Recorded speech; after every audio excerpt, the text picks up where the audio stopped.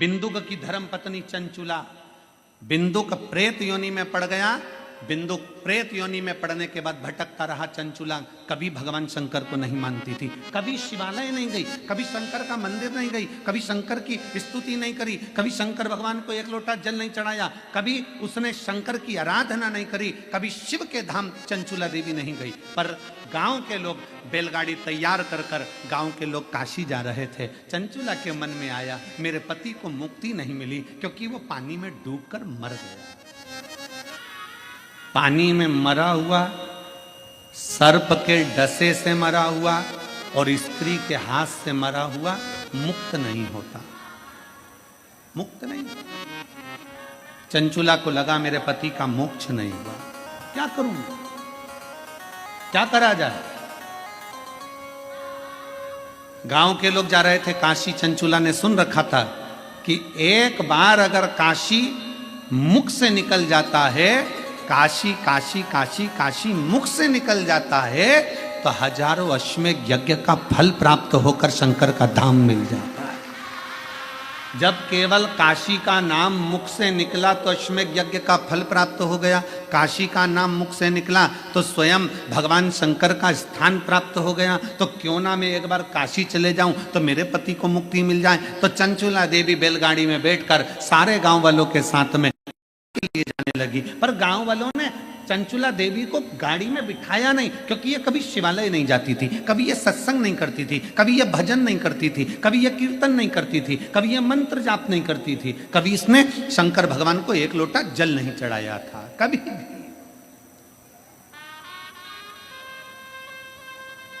पर आपको कल की कथा में कहा था, स्वीकार नहीं करा चंचुला देवी।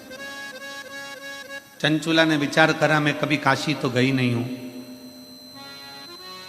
कभी मैं काशी गई नहीं। एक काम करती हूं, मैं काशी, ये गाड़ी जो जा रही है ना, इसके पीछे पीछे चल सकती हूं, इसके पीछे पीछे चलती हूं।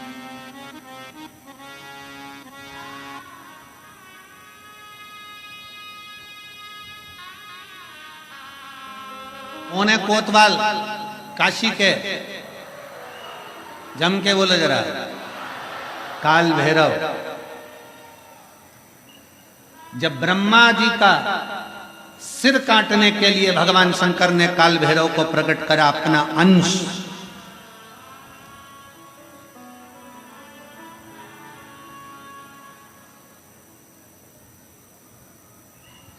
चौसठ योगिनियां नृत्य कर रही थी।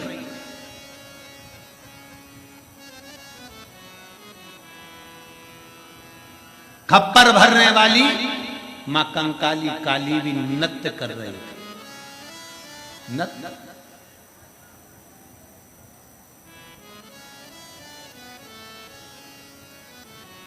जिस समय पर काल भैरव प्रकट हुए, 64 योगिनियां नृत्य कर रही हैं, मां कंकाली काली भी नृत्य कर रही है। देवियां सब प्रसन्न है, देवता स्तुप्त हैं और शंकर भगवान मंद मंद मुस्कुराते हुए काल भैरव को प्रकट करते हुए कहते हैं, काल भैरव। काल भैरव पूछता है मेरे को प्रकट करने का कारण क्या है, क्यों प्रकट किया, किस लिए, किस लिए? आज भैरव अष्टमी की सबको बहुत बहुत बधाई हो, बाबा की बहुत कृपा सब कर गई। मुझे प्रकट क्यों करा, किस लिए प्रकट किया?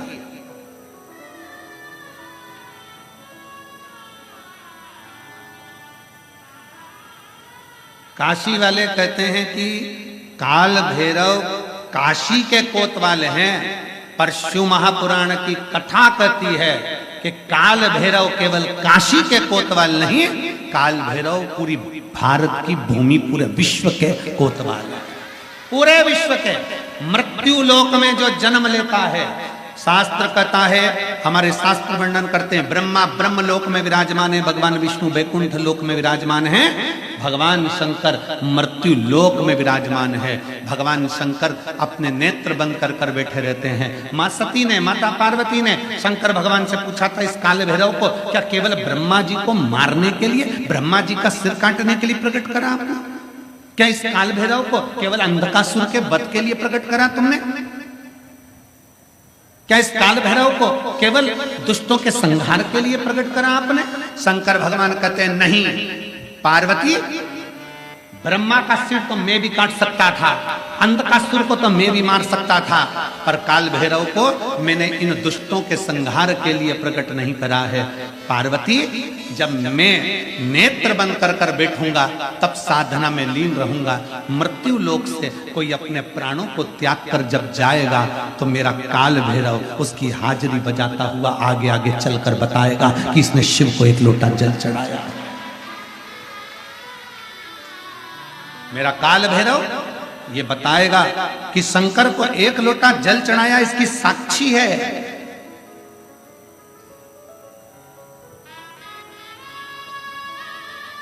इसकी साक्षी है। विश्वनाथ, बाबा विश्वनाथ कहते हैं कि मैं बैठा हूं, तू अनाथ नहीं है। तमिलनाडु का ऐरावतेश्वर शिव मंदिर कह रहा है, भगवान शंकर का मंदिर कह रहा है कि जिंदगी में कभी हारना नहीं है। भगवान शंकर का शिवालय कहता है, ये भगवान शंकर का मंदिर कहता है।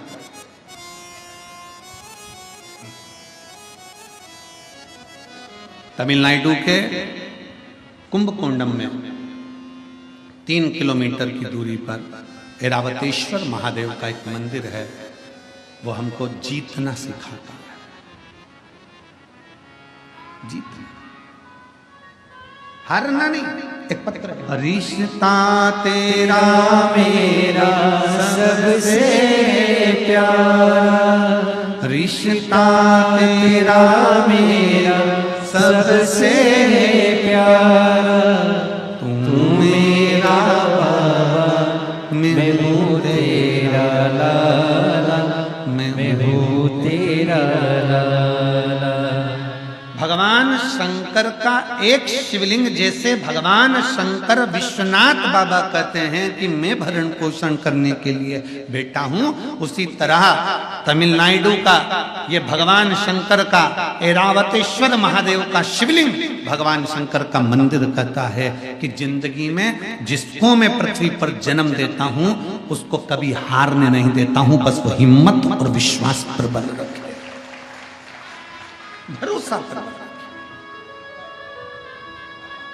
इस पत्र में उसने ऐरावतेश्वर महादेव की कथा कहती है, मंथन में ऐरावत हाथी निकला।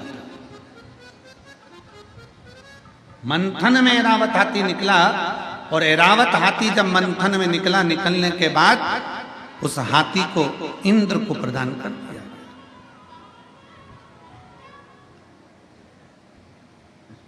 इंद्र ऐरावत हाथी को लिया। एक बार सची देवी को थोड़ा सा क्रोध, सची देवी को जब क्रोध आया, उन्होंने ऐरावत को बहुत अपशब्द कहा, बहुत अपशब्द। यहां तक ऐरावत हाथी पर सची देवी ने अपशब्दों के बाणों पर बाण चला दिए। इतना क्रोध ऐरावत हाथी को आ गया कि अब मैं करूं क्या। पर मुझे भगवान नारायण ने इंद्र को दिया,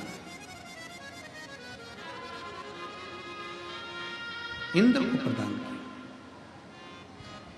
क्या करा जाए, क्या करूं मैं। शब्दों पर शब्द छोड़े गए, अपशब्द कहे गए। शिव महापुराण की कथा कहती है, ऐरावतेश्वर महादेव का चरित्र कहता है कि दुनिया जिसको गाली देती है, दुनिया जिसको अपशब्द कहती है, दुनिया जिसको ताना देती है, एक दिन दुनिया उसकी तारीफ भी करती है। ये रीत है शास्त्र, ये रीत है। कोई लेट बन, जब इंद्र को मिल गया और इंद्र ने सम्मान नहीं करा ऐरावत हाथी का, आखिरी में देवताओं को लगने लगा ये तो अपशब्द। ऐरावत हाथी को जहां माता लक्ष्मी अपना भाई कह रही है, ऐरावत हाथी को जहां भगवान नारायण सम्मान दे रहे हैं, उस ऐरावत हाथी को इंद्रदेव और इंद्रदेव की धर्म पत्नी माता सची जानवर कहकर पुकार रही, पशु कहकर पुकार, पशु अपशब्द कहकर। और पशु कहकर जब पुकारा, ऐरावत हाथी को ठीक नहीं लगा। ऐरावत हाथी भगवान नारायण के पास आए, स्वामी मेरा अपमान किया जा रहा, अपशब्द कहे जा रहा। अब तो इंद्र ने जितनी सभा में लोग बैठे थे, इंद्र की सभा में जितने जाते थे, सबसे कह दिया कि इस ऐरावत हाथी को पशु ही कहा जाए, इसमें पशु की वृत्ति है, इसको पशु ही कहा।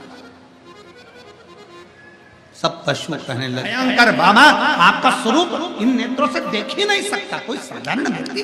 किसकी सामर्थ्यता है, किसकी सामर्थ्यता?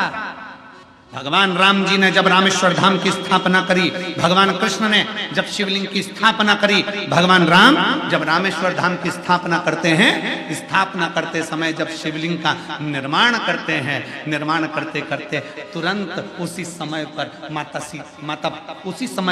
माता सीता स्थापना के लिए हनुमान जी के कहने पर रावण के साथ में आती हैं और प्राण प्रतिष्ठा के लिए बैठती हैं। तो माता सीता राम जी से कहती, प्रभु आप शंकर भगवान के इतने बड़े भक्त हो, आप शिव जी के इतने बड़े भक्त हो, आपको शिवलिंग की स्थापना करना पड़ रही है। प्रभु आप शंकर भगवान को कहते तो शंकर भगवान आ जाते, आपने शिवलिंग की स्थापना क्यों करी है? सती सीता माता पूछ रही हैं। प्रभु आप कहते तो भोलेनाथ जितना जाते, माता पार्वती के साथ आ जाते, परंतु आपने ये शिवलिंग की स्थापना क्यों करी? तब माता सीता के शब्द सुनकर भगवान राम कहते हैं कि मैं जानता हूं, मैं बुलाता मेरे भोले बाबा आ जाते, पर मैं तो आज दर्शन कर लेता, भोले बाबा चले भी जाते, पर संसार के लोगों के लिए ये शिवलिंग इसलिए स्थापना कर रहा हूं कि संसार के मनुष्य अपनी इन नग्न नेत्रों से शंकर जी को नहीं देख सकते, पर इन नेत्रों से शंकर के शिवलिंग का अगर दर्शन कर लेंगे तो उनको शंकर का ही दर्शन का पुण्य फल प्राप्त हो जाए। कई लोग कहते हैं विश्वनाथ की धरा मेरे भोले बाबा की धरा है, तो भोलेनाथ यहाँ विराजते क्यों नहीं है? शिव महापुराण की कथा कहती है संसार का मनुष्य अपने नेत्रों से शिव का दर्शन नहीं कर सकता, उसको दर्शन करने के लिए कौटि कौटि ना जाने कितने कितने जन्म लेना पड़ेंगे, और जन्म लेने के बाद भी शंकर का दर्शन नहीं कर सकता, क्योंकि वो शिव को पहचान नहीं सकता। इसलिए भगवान शंकर एक लिंग के स्वरूप में विराजमान रहते हैं। ये 12 ज्योतिर्लिंग क्यों कहते हैं? ज्योतिर्लिंग का मतलब है कि वहां ज्योति है, वहां बल है, वहां अग्नि है, वहां का केवल दर्शन मात्र ही जीव के पापों को नष्ट कर देता है। और जब वक्त पड़ता है, ऐसा नहीं कि मेरा महादेव, जब वक्त पड़ता है, एक बार भगवान श्री गणेश जी महाराज पार्वती जी के साथ में माँ जगत जननी के साथ में गंगा जी के घाट पर पहुंच गए, और माता पार्वती के सम्मुख में भगवान श्री गणेश जी ने कह दिया, माँ आप इतनी सुंदर हो, पर पिताजी इसमें सुंदर नहीं दिखते, पिताजी सुंदर नहीं दिखते। पार्वती मैया ने गणेश जी का हाथ पकड़ा और हाथ पकड़ कर कहा, गणेश आज तो तुमने ये शब्द कह दिया, आगे से शब्द मत कहना, क्योंकि तुम्हारी पार्वती मैया से भी 1000 लाख गुना सुंदर विश्वनाथ शंभु त्रिकालदर्शी कैलाश। मां मुझे मेरे पिताजी का वो दर्शन करना है जिसमें मेरे पिताजी इतने सुंदर नजर आते हैं। भगवान शंकर के लिए माता पार्वती जी ने उसी समय कह दिया कि पुत्र गणेश को आपका सुंदर स्वरूप का दर्शन करना है। कौन सा स्वरूप? शंकर भगवान से माता पार्वती जी कहती हैं, कर्पूर गौरम करुणावतारम, आपका वो स्वरूप जो कपूर की तरह निर्मल, बड़ा सुंदर स्वरूप है, एक बार दर्शन करा दो। गणेश जी का हाथ पकड़कर शंकर भगवान गंगा जी के जल में ले गए, और भगवान शंकर ने जो गंगा में एक डुबकी लगाई, स्वरूप देखकर गणेश जी महाराज को भी हजारों मुख करना पड़े, हजारों नेत्र करना पड़े। एक विनायक नहीं, अष्ट विनायक, और अष्ट विनायक को संभालने के लिए अष्ट लक्ष्मी,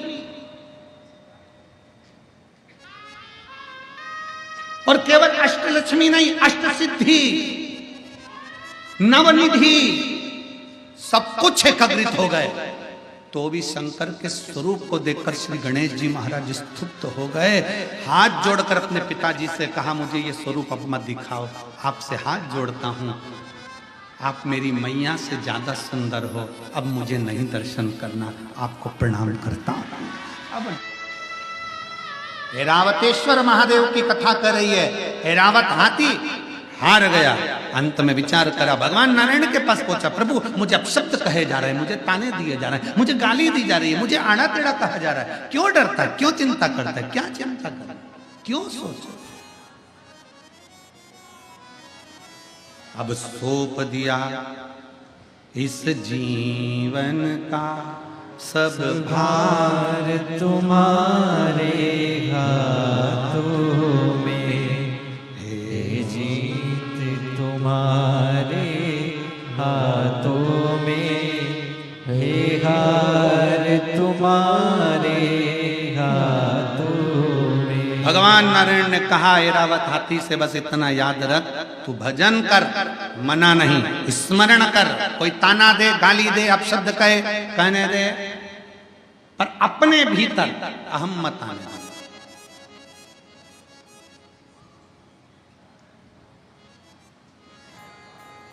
कितना सुंदर कहा है। लिंग पुराण में एक शब्द मिलता है बड़ा सुंदर सा, त्रिपुंड।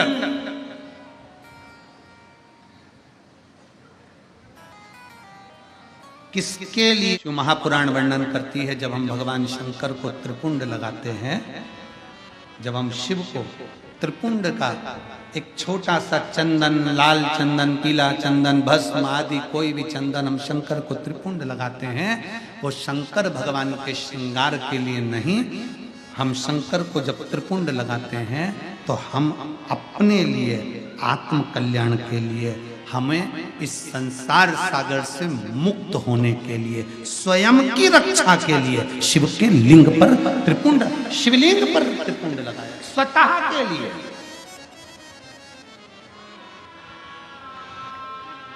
अब एक त्रिपुंड हो गया शिवलिंग का, किसके लिए लगाया, जम के बोलो जरा, अपने लिए।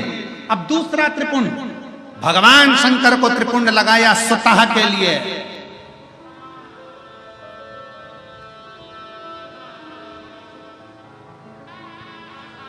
लिंगायत शिव संप्रदाय, काशी में भी लिंगायत शिव संप्रदाय का बहुत बड़ा मठ बना हुआ है महाराज जी। लिंगायत शिव संप्रदाय में कहा गया, शंकर भगवान का त्रिपुंड लगाया वो अपने लिए है, पर अपने मस्तक पर जब कोई स्त्री, पुरुष, कोई बच्चा, कोई बेटी, कोई बूढ़ा, कोई जवान जब अपने मस्तक पर त्रिपुंड लगाता है, तब वो शिव के लिए होता है, वो शंकर। श्वास शिव है, जब श्वास निकल गई तब शव है। इसलिए शिव महापुराण की कथा कहती है, श्वास चले तब तक त्रिपुंड भी धारण करना चाहिए। त्रिपुंड, जो त्रिपुंड तुमने लगाया मस्तक पर, वो मेरे शंकर को लग गया, क्योंकि कंकर कंकर में शंकर है। उसी तरह पूरे तलातल रसातल में, इस संसार सागर में, इस भूमि पर, मृत्यु लोक में जितने मनुष्य निवास करते हैं, इस भूमंडल पर जितने जीव निवास करते हैं, वो सारे जीव में शंकर समाया हुआ है। हम लगाए, हमने हमारे शिव को लगा लिया। शिव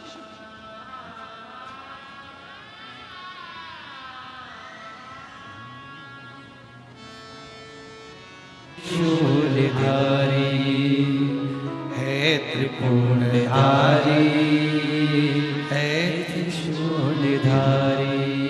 शिव को लगाया गया त्रिपुंड हमारे कल्याण के लिए, और हमारे मस्तक पर लगाया गया त्रिपुंड हमारे शिव की प्राप्ति का केंद्र बिंदु है। ऐरावत, तुम भगवान की स्तुति करो। ये सब मुझे पशु कह रहे हैं, जानवर कह रहे हैं, अपशब्द कह रहे हैं। ऐरावत के पास में सारी सिद्धियां थी, ऐरावत के पास में सारा बल था, सारी सिद्धियां थी, निकल कर जा रहा था। क्रोध आ गया, इंद्र को क्रोध। इंद्र ने श्राप दे दिया ऐरावत हाथी को।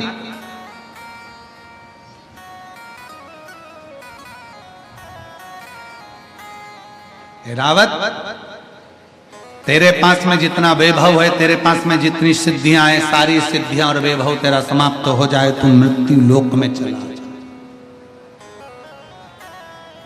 मृत्यु लोक।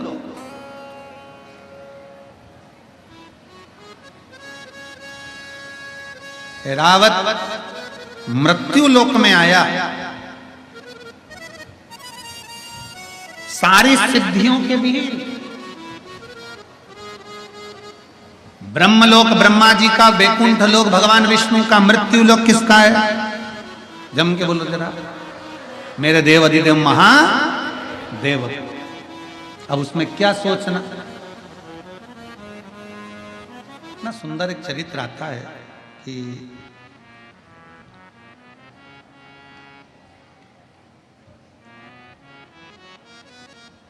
तुलसी बाबा जी की कुटिया में 3-4 चोर घुस गए। अब एक तो संत की कुटिया में चोर घुस जाए,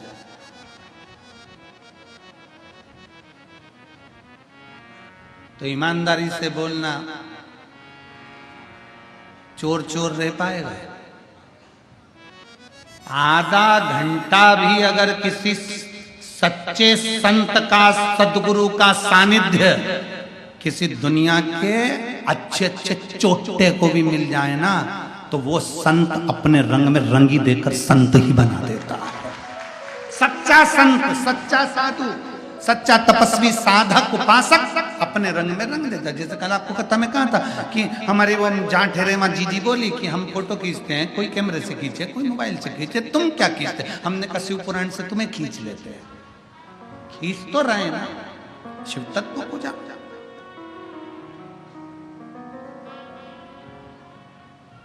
चार चोर चोरी करने के लिए गए बाबा के।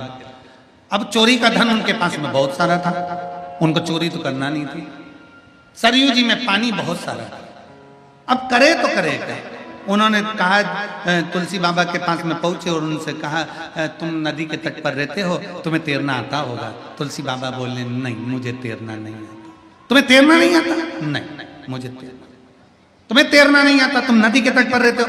बाबा बोले, तैरना तो आता है, पर बात इतनी सी है कि सरयू मैया उफान पर पड़ी हुई है, मैं बूढ़ा आदमी, मैं कहाँ तैरूंगा? तुम बताओ ईमानदारी से। नहीं, तुम्हें तैरना आता है, हमारे पास चोरी का सामान है, हम चोटते, ये सामान लेकर जाना है हमको उस पार, चलो छोड़ के आओ। तुलसी बाबा के मैं तुम्हारे हाथ जोड़ूं, मुझे बुढ़ापे में कहाँ ठंडे पानी में डाल दो, कहाँ ठंडे पानी में।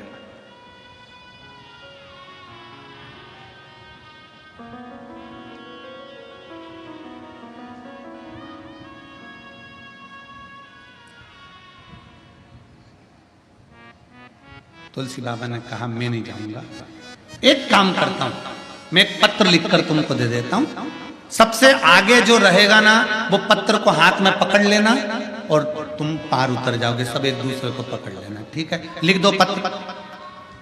चोर के हाथ में पत्र दे दिया बाबा ने लिखकर, पत्र आगे वाले ने पकड़ा, सबने एक दूसरे को पकड़ा, चोरी का सामान पीछे, और सब सरयू जी से पार उतर गए।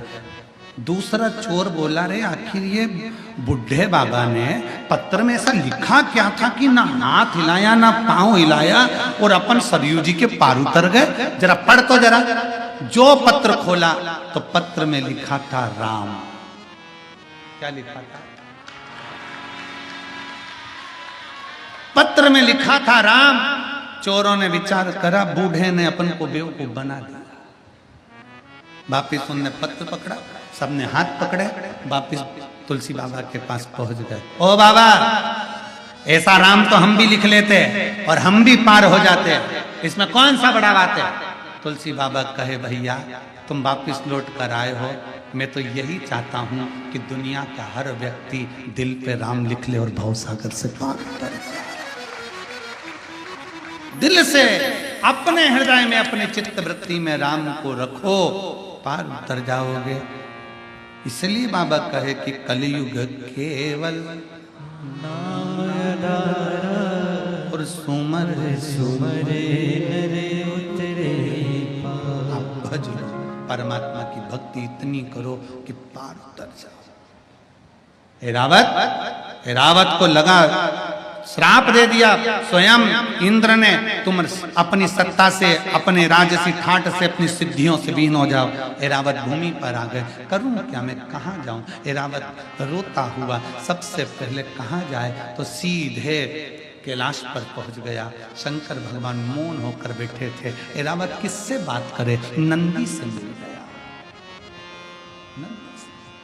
नंदी ने पूछा तुम कौन। मैं हाथी, गज, ऐरावत हाथी, इंद्र का हाथी। इंद्र का हाथी ऐरावत।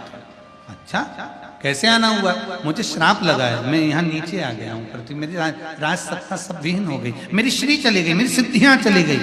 ये सारी सिद्धियां मुझे फिर कैसे मिल गई। मैं कष्ट में हूं, बहुत दुखी हूं, मैं हार चुका हूं, कैसे। जाओ, शंकर भगवान की निज भूमि, जहां शिव अकेले नहीं रहते, अपने पूरे परिवार और गणों के साथ रहते हैं।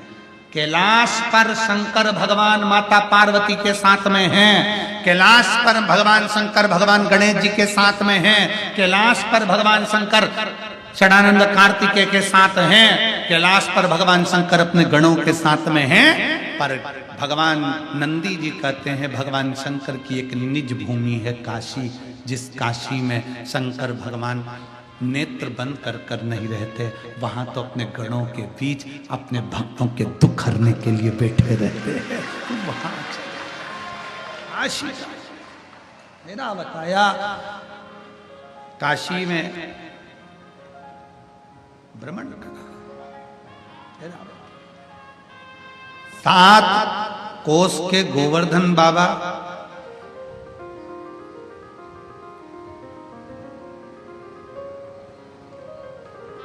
उनकी भी परिक्रमा, फिर कांतानाथ जी की परिक्रमा, फिर मेरे काशी विश्वनाथ जिस मां गंगा के तट पर बैठे हैं, उस पवित्र घाट पर ऐरावत हाथी ने आकर पंचकोसी यात्रा करना प्रारंभ करी। मेरे विश्वनाथ की पंचकोसी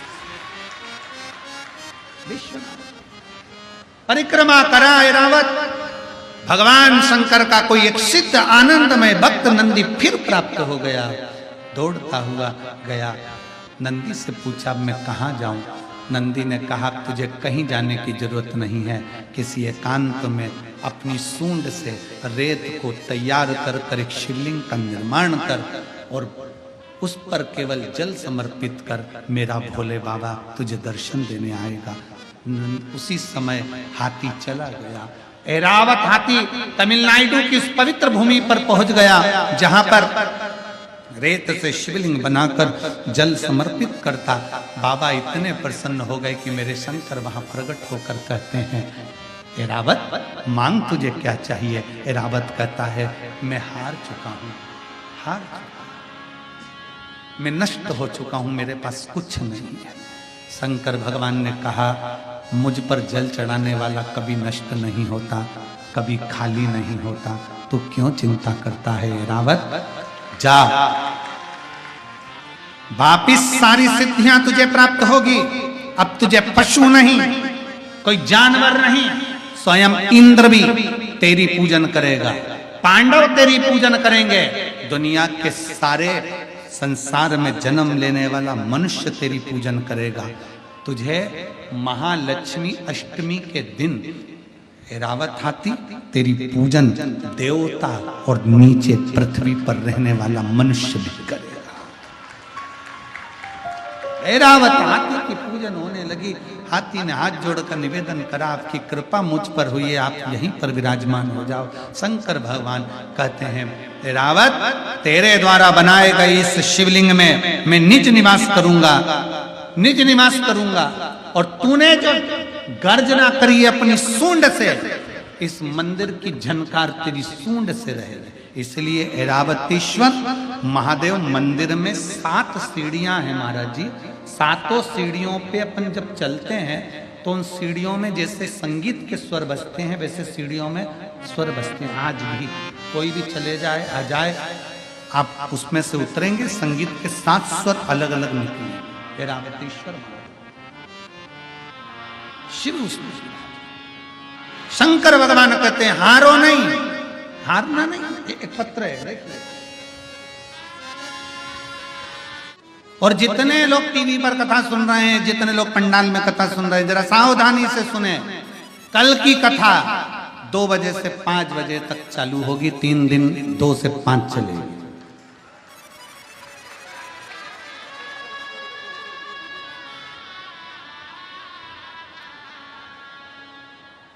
कल से जितनी कथा बची, कितना दिन की बची? 3 दिन की कथा बची ना। 3 दिन की कथा 2 बजे से 5 बजे तक होगी। तो कईयों ने पूछा गुरुजी पीछे के तुमने ये दिन क्यों बदल दिया? उसका कारण इतना सा था, काशी में हम आए हैं तो हमारा मन था कि शिव पुराण की कथा को प्रदोष काल तक थोड़ा सा खींच कर लेकर जाया जाए, जिससे जीवों का कल्याण। क्योंकि अब रविवार के दिन भी भक्त लोग ज्यादा आवेंगे और फिर छठा दिन काय करता है बाबा की शिवरात्रि का, तो भक्त आवेंगे। तो हमारा मन है कि यहाँ जो आया है ना, हम कहते हैं 3 महीने में बाबा झोली भरे। अगर पीछे के दिनों की प्रदोष के समय की भी कथा पहुंच जावे तो भगवान तुम्हारी 3 दिन के अंदर ही झोली भरेगी। ये भाव दिल से